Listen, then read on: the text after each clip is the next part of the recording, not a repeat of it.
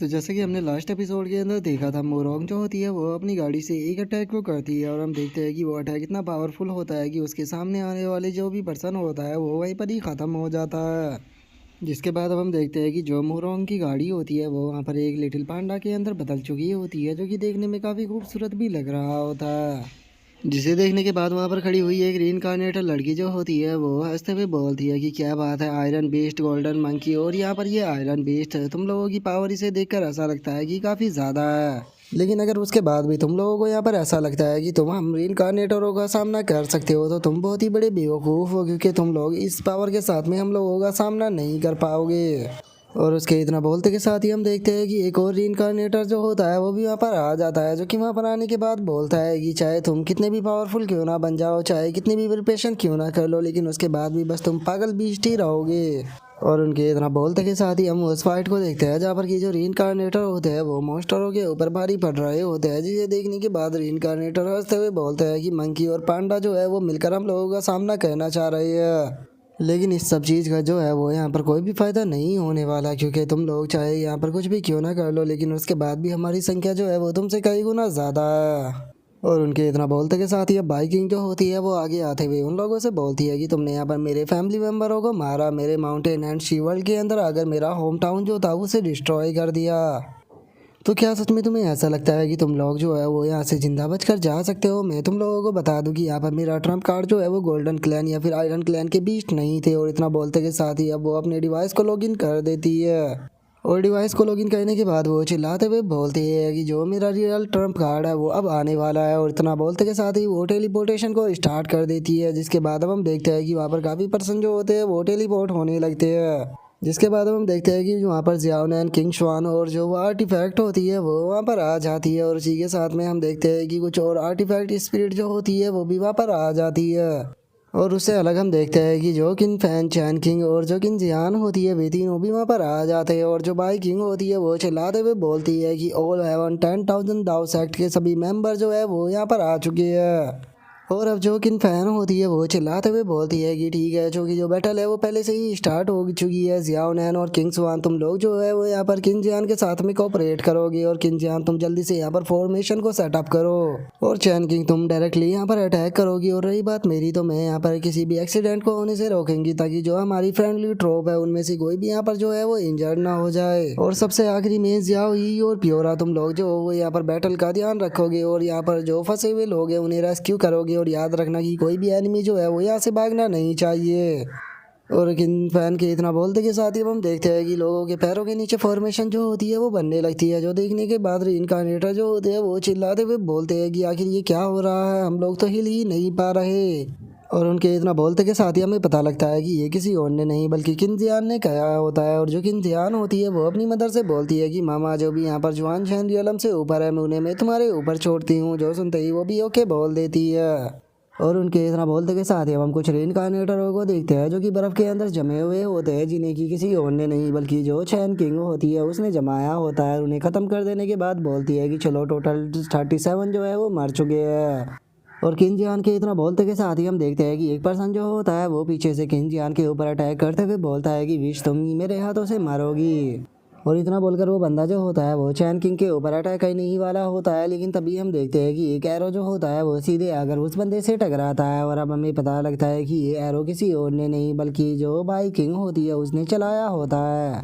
जो देखने के बाद जो चैन किंग होती है वो भी बहुत ही फनी तरह से जो बाई किंग होती है उसे दोनों अंगूठे दिखाने लगती है। जिसके बाद हमारा व्यू दूसरी जगह पर आ जाता है, जहाँ पर कि हम देखते हैं कि रीइंकार्नेटरों के ऊपर जो ठंडर होती है वो गिर रही होती है, और ये कोई और नहीं बल्कि जो किन फैन और जो जी लैंग होती है वे दोनों गिरा रही होती है। जिसके बाद अब जो चीलिंग होती है वो किन फैन की तरफ देखते हुए उससे पूछती है कि क्या तुम बाई किंग की यहाँ पर सीनियर सिस्टर हो? जो सुनने के बाद जो किन फैन होती है वो उसे बोलती है कि हाँ, मैं उसकी सीनियर सिस्टर हूँ, और शुक्रिया यहाँ पर मेरी जूनियर का ध्यान रखने के लिए।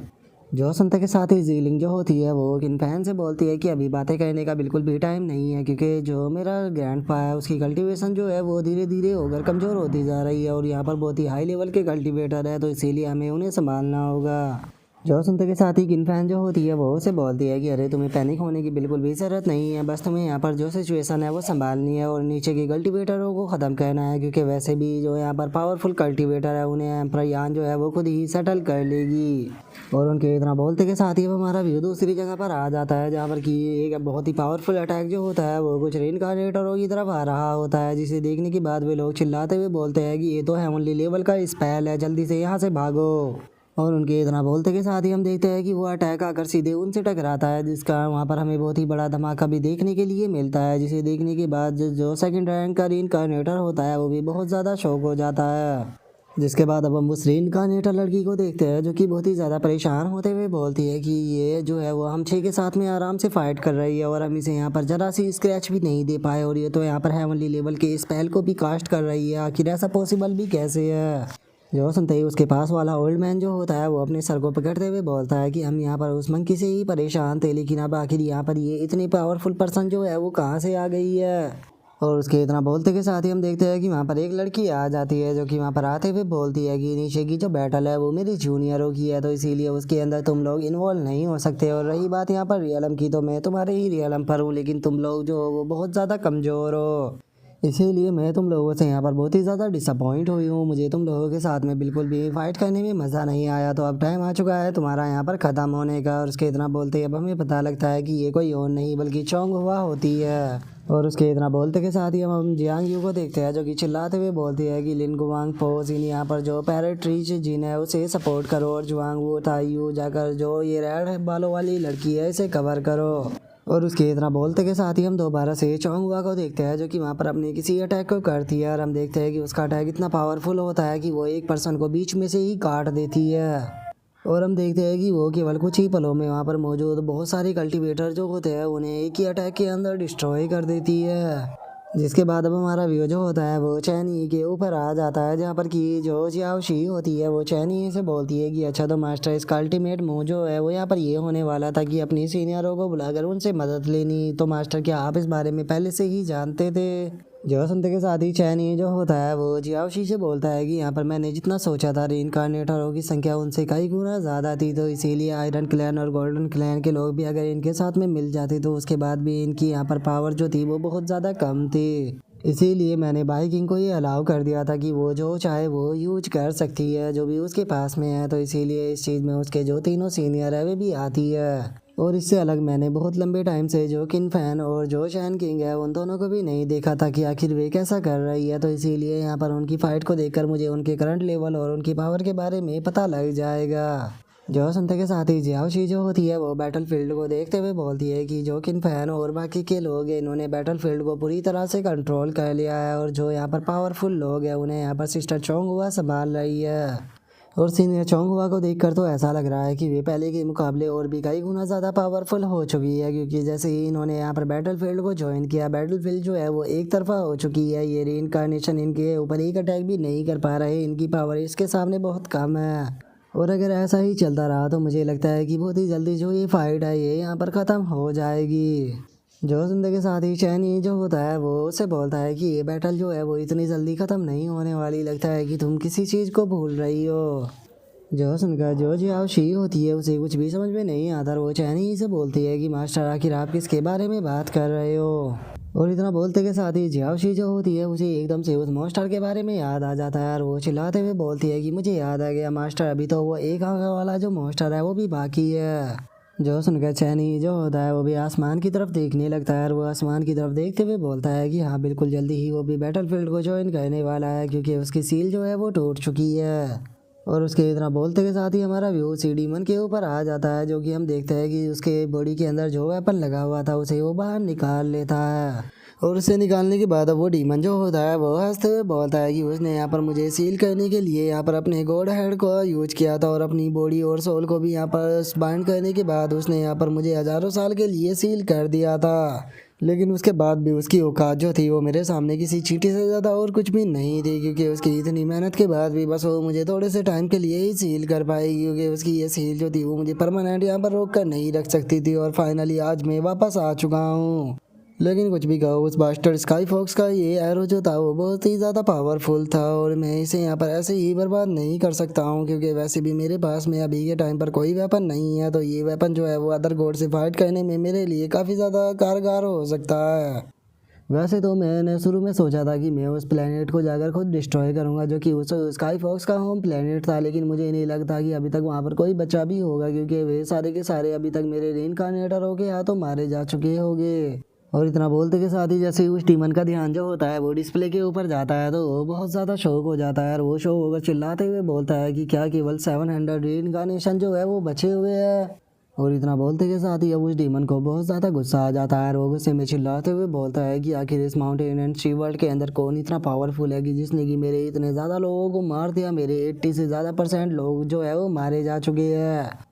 और इतना बोलते के साथ ही अब वो डीमन जो होता है वो फुल स्पीड में माउंटेन एंड शी वर्ल्ड की तरफ जाने लगता है और वो चिल्लाते हुए बोलता है कि लगता है कि इस माउंटेन एंड शी वर्ल्ड को मुझे अपने हाथों से ही डिस्ट्रॉय करना पड़ेगा। और उसके इतना बोलते के साथ ही हमारा व्यू जो होता है वो माउंटेन एंड शी वर्ल्ड के अंदर आ जाता है, जहाँ पर कि हम देखते हैं कि सेकंड रैंक का जो वो रीइंकार्नेटर था वो भी वहाँ पर मारा जाता है, जो कि आखिरी का बचा था। जिसके बाद अब हम देखते हैं कि जो जियांग यू होती है वो भी वहाँ पर आने लगती है और वो वहाँ पर आने के बाद जो चोंगवा होती है उससे बोलती है कि सच में यहाँ पर आपकी स्वॉर्ड जो है वो बहुत पावरफुल है, क्योंकि एक ही अटैक में यहाँ पर आपने आधे से ज़्यादा रीइंकार्नेटरों को ख़त्म कर दिया। और उसके इतना बोलते के साथ ही जो ग्रैंडपा जीनो होते हैं वो भी चोंगहुआ का शुक्रिया अदा करते हुए उससे बोलते हैं कि सीनियर आपका बहुत बहुत शुक्रिया यहाँ पर मेरे माउंटेन एंड शी वर्ल्ड को बचाने के लिए, क्योंकि अगर आज आप यहाँ पर सही टाइम पर नहीं आती तो मुझे नहीं लगता कि मैं अपने माउंटेन एंड शी वर्ल्ड को आज प्रोटेक्ट कर पाता। और यहाँ पर अगर प्रोटेक्ट भी कर लेता तो उसके लिए एक बहुत ही बड़ा प्राइस जो था वो हमें पे करना पड़ता।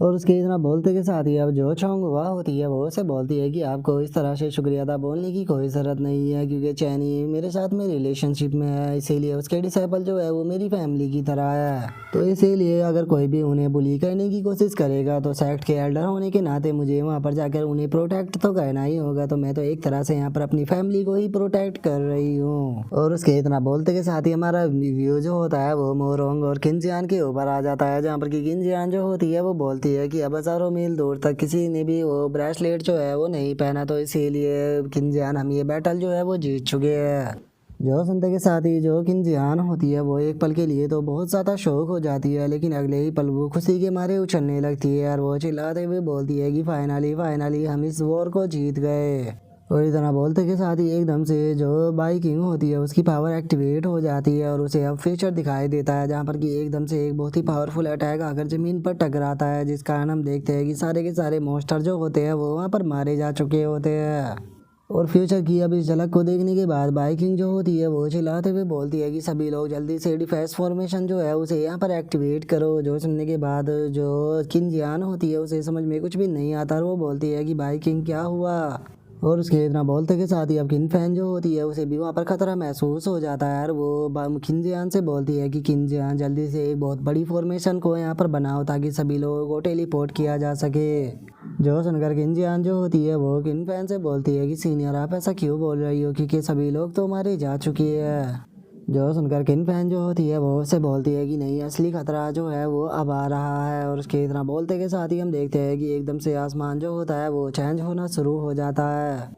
जिसे देखने के बाद यांग यू जो होती है वो भी काफ़ी सरप्राइज हो जाती है। और जो ग्रैंडपा जिनो होते हैं वो बोलते हैं कि ये ओरा तो बहुत पावरफुल है, कम से कम ये इलिजिमेट रियलम का है। और उनके इतना बोलते के साथ ही हम देखते हैं कि अब किंजियान जो होती है वो भी टेलीपोर्टेशन फॉर्मेशन को बनाना शुरू कर देती है और वो चिल्लाते अपनी मम्मा से बोलती है कि मम्मा जल्दी से मुझे पावर दो। और इतना बोलते के साथ ही हम देखते हैं कि वो वहाँ पर एक बहुत ही बड़ी टेलीपोर्टेशन फॉर्मेशन जो होती है वो एक्टिवेट कर देती है, जिस कारण अब हम देखते हैं कि सभी लोग जो होते हैं वो वहाँ से टेलीपोर्ट होना शुरू हो जाते हैं। और वहीं जो चोंगहुआ होती है वो अपने पास से चैनी की आर्टिफैक्ट को निकालते हुए बोलती है कि इस जगह को प्रोटेक्ट करो। जो सुनते ही वो भी ओके बोल देती है, जिसके बाद अब हम देखते हैं कि आसमान से एक बहुत ही बड़ा अटैक जो होता है वो ज़मीन की तरफ आने लगता है और वो जैसे ही ज़मीन पर आकर टकराता है तो हमें एक बहुत ही बड़ा धमाका जो होता है वो देखने के लिए मिलता है, जिसके कि केवल इम्पैक्ट के कारण ही जो सैन टोंग और जो रेड एम्परर शो होती है वे दोनों ही इंजर्ड हो जाती है। और उसी के साथ में हम उस बड़ी सी कैट को देखते हैं जिसने कि उस पूरी की पूरी फॉर्मेशन के ऊपर खुद को ढक लिया होता है ताकि वो उस फॉर्मेशन को अटैक के इम्पैक्ट से बचा सके। जिसके बाद अब हम चैन किंग को देखते हैं जिसने कि वहाँ पर अपनी स्पिरिचुअल एनर्जी का बहुत ज़्यादा यूज कर लिया होता है, इसलिए वो सही से खड़ी भी नहीं हो पाती। जो देखने के बाद बाइकिंग उससे बोलती है कि सीनियर सिस्टर आप ठीक तो हो ना। जिसके बाद अब वहाँ पर किसी के चिल्लाने की आवाज़ आती है जो कि चिल्लाते हुए बोलता है कि मेरे 10,000 से भी ज़्यादा लोग जो कि मैंने हज़ारों वर्ल्ड के अंदर से इकट्ठा किए थे चुन चुन के, लेकिन उन सभी को तुमने यहाँ पर ख़त्म कर दिया और वे तुम्हारे जैसे पीस ऑफ ट्रैश को यहाँ पर डिस्ट्रॉय भी नहीं कर पाए। लेकिन अब मैं यहाँ पर कोई भी गलती नहीं करूँगा, मैं तुम पीस ऑफ ट्रैश को यहाँ पर अपने हाथों से ख़त्म करूँगा क्योंकि अब मैं यहाँ पर आ चुका हूँ। और इतना बोलते के साथ ही हम देखते हैं कि वो मॉन्स्टर वहाँ पर आ जाता है। जिसके बाद अब हम उस बड़ी सी कैट को देखते हैं जिसने कि वहाँ पर ये अटैक के इम्पैक्ट को सहा था और वो चोंगुआ से बोलती है कि सीनियर चोंगुआ मुझे माफ़ कर देना, लेकिन मैं कोई डिफेंस टाइप आर्टिफैक्ट नहीं हूँ तो इसीलिए मैं ज़्यादा मदद नहीं कर पाई। तो इसीलिए अब मुझे आराम के लिए जाना होगा ताकि मैं अपनी स्पिरिचुअल एनर्जी जो है उसे रिकवर कर सकूँ। और इतना बोलते ही वो दोबारा से एक बैल में बदल जाती है। जो देखने के बाद चोंगुआ उसका शुक्रिया अदा करते हुए उसे बोलती है कि शुक्रिया तुम्हारे यहाँ पर इतने हार्ड वर्क के लिए। और इतना बोलते के साथ ही अब चोंगुआ जो होती है वो आसमान की तरफ देखने लगती है और आसमान की तरफ देखते हुए अपने मन में सोचती है कि जो ग्रेनी है वो एक डिवाइन वेपन है, लेकिन उसके बाद भी वो इस एनिमी के अटैक का यहाँ पर सामना नहीं कर पाई। सच में यहाँ पर जो ये इलिजिमेंट रियलम का एनिमी है ये कोई नॉर्मल कल्टिवेटर नहीं है, इसकी पावर जो है वो बहुत ज़्यादा स्ट्रॉन्ग है। और उसके इतना सोचते ही जो भाई किंग होती है वो किंजियान से बोलती है कि सीनियर किंजियान आप ठीक तो हो ना। जो सुनने के बाद किंजियान उससे बोलती है कि हाँ मैं ठीक हूँ, बस मैंने बहुत सारे लोगों को एक साथ टेलीपोर्ट किया जिस कारण मेरी सारी स्पिरिचुअल एनर्जी जो है वो एग्जॉस्ट हो चुकी है। और उसके इतना बोलते ही हम चोंगुआ को देखते हैं जो कि उस डीमन की तरफ देखते हुए अपने मन में सोचती है कि ये एनिमी जो है वो मुझसे बहुत ज़्यादा स्ट्रॉन्ग है और मैं इसके साथ में हैंड टू हैंड यहाँ पर कंप्लीट नहीं कर सकती हूँ कि। और रही बात ये लड़कियों की तो इनका तो कोई यहाँ पर चांस ही नहीं बनता। तो चैनी आखिर तुम यहाँ पर किसका इंतजार कर रहे हो। और चोंगुआ के इतना सोचते के साथ ही अब वो डीमन जो होता है वो उन लोगों को देखते हुए बोलता है कि क्या बात है, तुम लोग तो यहाँ पर मेरे एक अटैक को रोकने में इतनी बुरी तरह से यहाँ पर एग्जॉस्ट हो गए हो। मैं ये सोच रहा हूँ कि आखिर वे लूजर जो थे वे तुम्हें यहाँ पर ख़त्म क्यों नहीं कर पाए। और उसके इतना बोलते ही अब जियांग यू जो होती है वो चिल्लाते हुए बोलती है कि लॉर्ड ऑफ रीइंकार्नेशन ये तो तुम हो। और इतना बोलते के साथ ही वो सीधे लॉर्ड ऑफ रीइंकार्नेशन के ऊपर अटैक करने के लिए आने लगती है। और वो लॉर्ड ऑफ रीइंकार्नेशन के ऊपर अटैक करते हुए उससे बोलती है कि तुमने मेरी सिस्टर को मार दिया, मेरे डिसाइपलों को मार दिया, पिछले 30,000 साल से मैं इसी दिन का इंतजार कर रही थी। और इतना बोलकर वो सीधे उसकी तरफ आने लगती है। जो सुनकर अब जो लॉर्ड ऑफ रीइंकार्नेशन होता है वो भी चोंगुआ की तरफ देखने लगता है। और वहीं दूसरी तरफ अब जो चोंगुआ होती है वो उसके ऊपर अटैक करते हुए उसे बोलती है कि आज मैं अपनी सभी सीनियरों का यहाँ पर तुमसे बदला लूंगी अपनी फॉर्मेशन से तुम्हें ख़त्म करने के बाद। और उसके इतना बोलते के साथ ही जो वो लॉर्ड ऑफ रीइंकार्नेशन होता है वो जियांग यू को एक गैजेट के अंदर बंद कर देता है। और उसे बंद करने के बाद बोलता है कि तुम्हारी वॉइस तो काफ़ी फैमिलियर है, एक मिनट तुम तो स्वॉर्ड एम्परर जियांग यू हो। ये तो सच में काफ़ी इंटरेस्टिंग है, तुमने यहाँ पर मेरा जो ब्रेसलेट था उसे यहाँ पर तोड़ दिया। मैंने ये कभी भी नहीं सोचा था कि तुम्हारे जैसी एक नॉर्मल लड़की ऐसी चीज़ को कर पाएगी। और तुम्हारे अंदर आके इतनी हिम्मत कहाँ से आ गई कि तुम मेरे ऊपर अटैक कर सको। और इतना बोलते के साथ ही जो रीइंकार्नेशन लॉर्ड होता है वो जियांग यू के ऊपर अपनी पावर का इस्तेमाल करने लगता है जिस कारण जियांग यू की हालत ख़राब होने लगती है। और जो रीइंकार्नेशन लॉर्ड होता है वो हंसते हुए उसे बोलता है कि आज तक मैं तुम्हें यहाँ पर इसीलिए झेल रहा था क्योंकि तुम बाकी रीइंकार्नेशनों के मुकाबले बहुत ही ज़्यादा स्पेशल हो, लेकिन तुम्हारी इतनी हिम्मत हो गई कि तुम मेरा कुत्ता होने के बाद भी यहाँ पर मुझे ही काटो। तो इसीलिए अब टाइम आ चुका है तुम्हें यहाँ पर एक स्पेशल गिफ्ट देने का, उसी तरह का गिफ्ट जैसा कि मैंने जो तुम्हारी सीनियर सिस्टर थी उसे दिया था। ये सिचुएशन जो है ये बिल्कुल उसी की तरह है जैसे कि उस टाइम पर बनी थी जब मैंने जो तुम्हारी सीनियर सिस्टर थी उसे मारा था। और चूंकि तुमने पिछले बहुत ही लंबे टाइम तक मेरे लिए काम किया और मेरे लिए काफ़ी सारे लोगों को भी मारा, तो मैं यहाँ पर तुम्हारी एक विश को पूरा ज़रूर करूँगा। मैं तुम्हें बिल्कुल उसी तरह से मौत दूंगा जिस तरह से मैंने तुम्हारी सिस्टर को दी थी। और उसके इतना बोलते के साथ ही हम देखते हैं कि पीछे से जो सैन टोंग होती है वो आ जाती है और वो उस रीइंकार्नेशन लॉर्ड के ऊपर अटैक करते हुए उसे बोलती है कि बास्टर्ड आज मैं तुम्हें जिंदा नहीं छोड़ूंगी।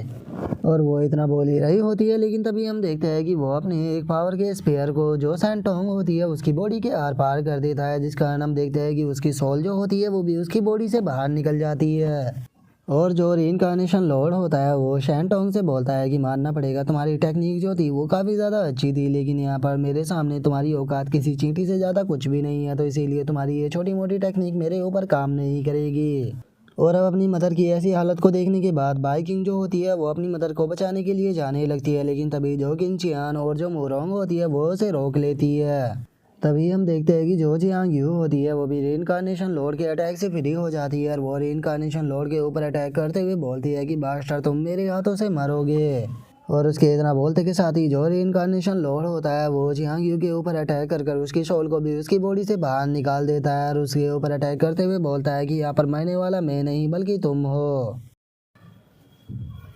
और अब रीइंकार्नेशन लॉर्ड के इतना बोलते के साथ ही हमारा आज का एपिसोड जो होता है वो यहीं पे कंप्लीट हो जाता है। तो नेक्स्ट एपिसोड के अंदर देखें कि आगे क्या होता है। अगर आप लोगों को वीडियो अच्छी लगी हो तो लाइक करना, चैनल को सब्सक्राइब करना। मैं मिलता हूँ आप लोगों से नेक्स्ट एपिसोड के अंदर, तब तक के लिए बाय बाय गाइस।